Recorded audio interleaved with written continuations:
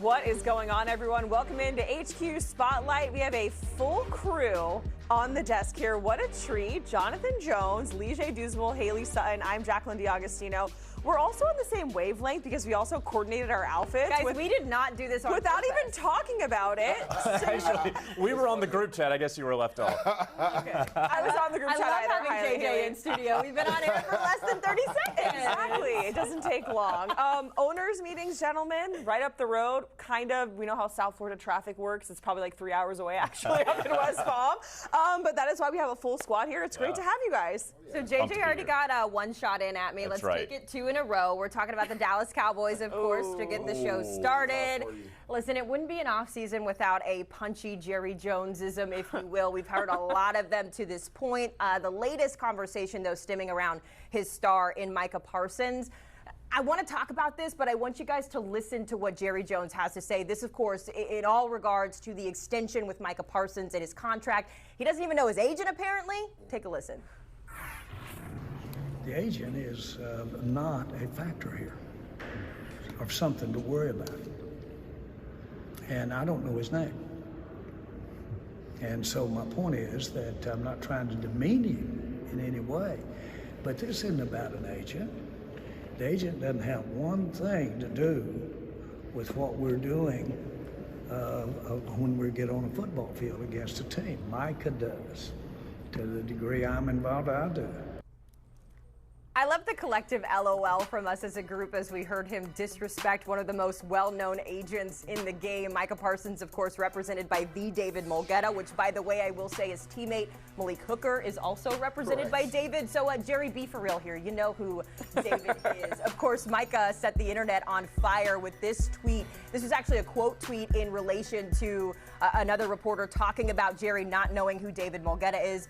The big line here is the last sentence. There will be no backdoors in this contract negotiation. Leger, I want to come to you first here because JJ is going to sort of lay out the contract conversations for us. But have you ever texted a GM during contract conversations and had those contract conversations directly without your agent present? No, I doubt that Micah Parsons, and he alluded to his tweet right there. He's like, there's going to be no backdoor, discussions when it comes to this contract. Like, I'm not doing anything without my agent, David Mulgeta. And he's one of the best, if not the best agents in all the business. Let's just look at some of the contracts he's done. The Deshaun Watson, $230 million guaranteed. That was David Mulgeta. Oh, let's not just forget the 2 contracts he just did with J.C. Horn and Derek Stingley Jr. to make them the 2 highest paid corners in all the NFL. So Micah Parsons said in his tweet, of course I'm going to hire people that know what they're doing. That's what a smart man does. And there is going to be no backdooring when it comes to this contract. When you look at Micah Parsons and what he's done over his first 4 years of his career, there's only him and Reggie, the defensive end for Green Bay. Reggie White. My guy. Appreciate it, Jay. You got it. It's guys that had 12 or more sacks in 4 consecutive years to start their career. So he's in rare air. Reggie White, some consider the best defensive end of all time. So he's definitely going to be the highest non-paid quarterback in the NFL. And he's not doing a contract deal without his agent, David Mulgeta. Yeah, and I always think whenever we're talking about, Jerry Jones, we're thinking of Dak last year or CD or what have you. The longer you wait, the price tag is just going to keep going up and up and up. And JJ, kind of walk us through what goes on here, how it is going to go down, the process of it, as Micah Parsons, to your point, Leger, is looking to be the highest paid non-quarterback in the NFL. And he ultimately will be. And Jerry Jones likes he talks about, like, I'm comfortable with the uncomfortable. He's okay waiting. Well, it does cost you more. Yeah. And it's going to hurt your cap. It's going to hurt your team building prospects. If the Dallas Cowboys have the money to pay Micah Parsons what he wants to be paid, they absolutely do. But the longer they wait, because consider this, you have Myles Garrett's contract out there, and that was set the bar at $40 million. And then Jamar Chase went over that. There's a TJ Watt who is out there for the Pittsburgh Steelers. So if Pittsburgh takes care of TJ Watt, and let's just say he's at 42 or 43, now your number for Micah is going to be at 43.5. 44, the longer you wait, whereas if you had gotten this done even before Myles Garrett, let's say right after Max Crosby, who was at 35.5, we're talking about a delta of $8-9 million in average annual value. So, and yes, there will be no backdooring happening here. Micah has one of the best agents of the game. And to your point, JJ, this is what Jerry Jones has done. We talked about this a few years ago with CeeDee Lamb and Dak Prescott. Like, why drag your foot and then alienate the best player in your team's agent, right? Because, again, there is a cap, right? You have to fit everybody under the cap. And the longer you wait, the higher the number is going to go up. So I don't understand the thought process when it comes to the front office and Jerry Jones continuing to wait for foundational players when you know they're going to be part of the future. Why not lock them up earlier?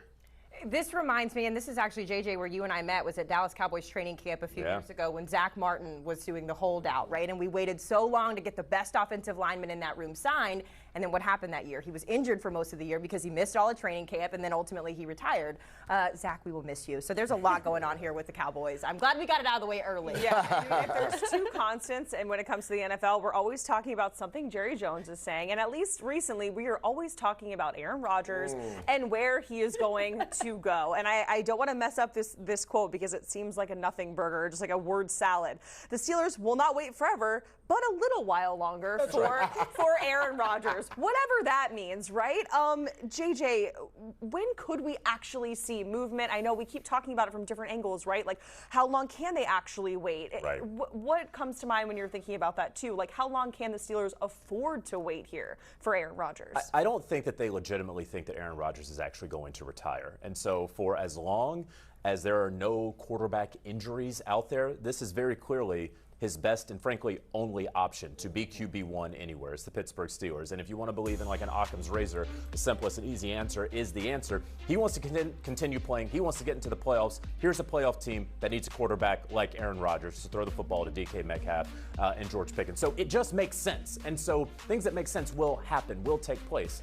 The when, as you asked the question so eloquently, is the question. Now, could they wait until the draft? Yes, it could drag on until then. Frankly, it could drag on until June because they're not really out on the field doing football-related activities until late May, early June. So, like right now, Aaron Rodgers can go and throw the football with DK Metcalf. He can have a quarterback and wide receiver and tight end summit anywhere that he wants to in Malibu and bring out the entire Pittsburgh Steelers. Because actually, Lijay, you know this, the NFL rules don't allow Aaron Rodgers. If he were to sign today with the Pittsburgh Steelers, it'd be great if he signed today with the Pittsburgh Steelers, right? While I'm here, sitting here. I'm just trying to speak it into existence. If he Let me check Slack real quick, JJ. Come on, JJ. You can't be doing that like voodoo stuff with Aaron Rodgers. Okay, if he were to actually sign today, he can't go out on the field in a Steelers jersey tomorrow, right? And so it actually, from a football perspective, it kind of doesn't matter. And so that's why everyone's willing to wait. Yeah, this is Aaron's world, and I think the Pittsburgh Steelers are starting to realize it. We've kind of realized it the last couple of years, even going back to the trade the Jets made from the Green Bay Packers and how that materialized. The thing about Aaron Rodgers, he's on his own time. He's going to make the decision when he feels like he's ready to make that decision. From the Steelers' perspective, JJ, where do they go from here if Aaron Rodgers doesn't sign there? Right, they do have Mason Rudolph, and they've been rumored to come out and say we're comfortable starting Mason Rudolph. Let's not forget 2 years ago, he did lead them to the playoffs in a wild card game versus the Buffalo Bills. But is that your end-all, be-all? Right? When you look at the or not even the vast, when you look at the market when it comes to veteran quarterbacks, it's dried up. It's you have to trade for Kirk Cousins. Exactly. That's literally what it would come down, or Joe Flacco potentially, right? Or Ryan Tannehill. So when you look at it from that perspective, Aaron's like, well, I essentially have all the leverage right here because where are they going if I don't sign here? I think he thinks that the longer that he waits, the juicier the contract is going to be. Hey, they're going to throw in a couple more million. I think the offer is what the offer is. You know that you want to be here. We know that we want you here. You came to visit. You went and threw with DK Metcalf and all that. It's going to happen. Yeah. Let's speak. It's inevitable. Though, JJ, is there a chance? I know the Steelers picked 21st in the upcoming draft, so it might be a little late for a quarterback, but let's say a guy like Shedeur Sanders, who we're going to talk about a little bit more here, falls to that point. Is there an opportunity to draft a quarterback instead? Absolutely. And look, there is a very legitimate world where Shedeur Sanders does fall to 21, because if the New York Giants or the Cleveland Browns do not take Shedeur Sanders at 3 and 2 respectively, he could fall. Yeah. And I think a lot of draft folks out there would say if you strip away the last name, if you forget about Deion Sanders, you kind of forget about Colorado and scouting the helmet and all those things, if you just watch Shedeur Sanders, the nameless, faceless player, he's probably a late first, early second round quarterback if that's what it's about. If your team really does need a quarterback, okay, well now you're going to overdraft. That's the position that always gets overdrafted. Kenny Pickett from a few years ago, the Pittsburgh Steelers. Should he have been the first quarterback taken in any draft? No, but in that draft, he was. Our Ryan Wilson has Shedeur Sanders, since we're on the topic, on his mock draft prior to the one that's getting ready to come out, 6 to the Raiders. But you're JJ. Ryan has had conversations with a lot of people across the league. They say that he could move up to even number 2 after some of the comments that the Browns have made after they're sort of walking back what they did with Deshaun Watson. Swing and a miss. I'm glad that we can all say it now. We're saying the quiet part out loud here. Leger, when it comes to Shedeur, because JJ kind of laid it out there as you take a look here at what Jimmy Haslam had to say.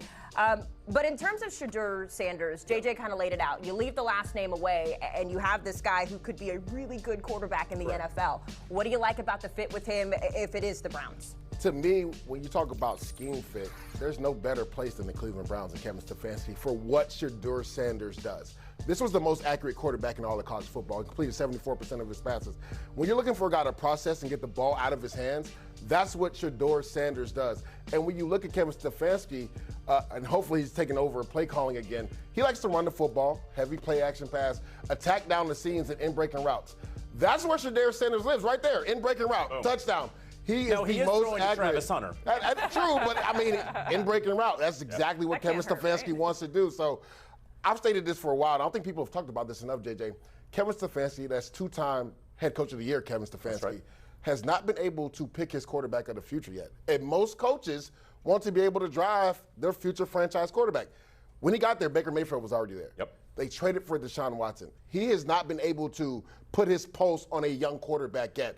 This could potentially be the year he does that. It certainly could be. Another player who could be there for the Cleveland Browns, who will be there for the Cleveland Browns at number 2 because the Tennessee Titans are absolutely taking Cam Ward. For sure.